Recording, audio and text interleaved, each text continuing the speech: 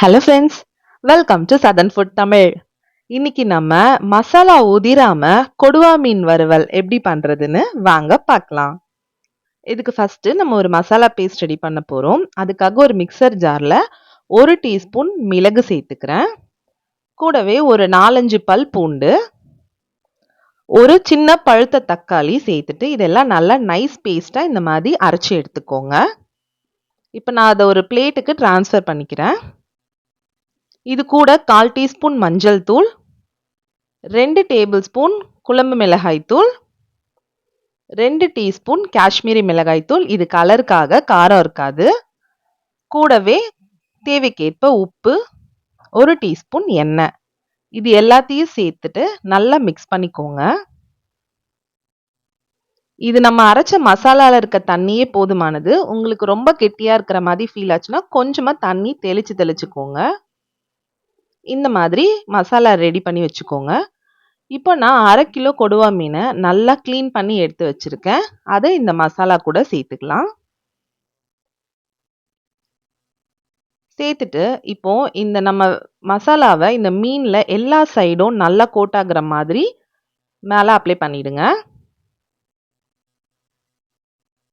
இந்த மாதிரி எல்லா சைடும் நல்லா எல்லா மீன்லேயும் நான் அப்ளை பண்ணிட்டேன்.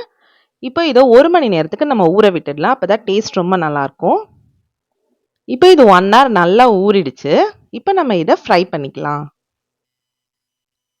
கடாயில் பேனை சூடு பண்ணிக்கிட்டு அதில் கொஞ்சமாக நான் எண்ணெய் சேர்த்துக்கிறேன். நம்ம இன்னைக்கு ஷாலோ ஃப்ரை தான் பண்ண போகிறேன். எண்ணெய் ஒரு மீடியம் ஹீட்க்கு வந்ததும் ஒரு மீனையாக உள்ளே சேர்த்துக்கலாம். இப்போ பாருங்க நல்லா பொரிய ஆரம்பிச்சிருச்சு. நம்ம ஒரு சைடும் ஒரு 5 நிமிஷம் மீடியம் ஃப்ளேமில் வச்சு இந்த மீனை பொரிச்சு எடுக்கணும். அப்போ தான் கருகாமல் நல்லா கிறிஸ்பியாக கோல்டன் ப்ரௌன் கலரில் வரும். இப்போ ஒரு சைடு நல்லா கிறிஸ்பியாக ஆயிடுச்சு.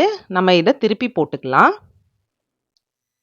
இந்த மாதிரி மீடியம் ஃப்ளேமில் வச்சு பண்ணாதான் வெளியே இருக்க லேயர் கிறிஸ்பியாகவும் உள்ளே நல்லா சாஃப்ட் அண்ட் ஜூஸியாகவும் மீன் இருக்கும்.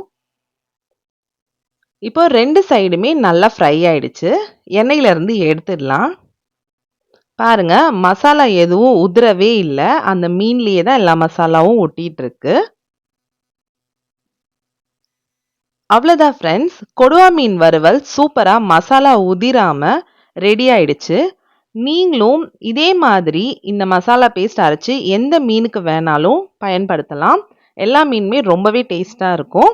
கண்டிப்பாக நீங்களும் இந்த ரெசிபியை ட்ரை பண்ணி பார்த்துட்டு எப்படி இருந்ததுன்னு கமெண்ட் செக்ஷனில் கமெண்ட் பண்ணுங்கள்.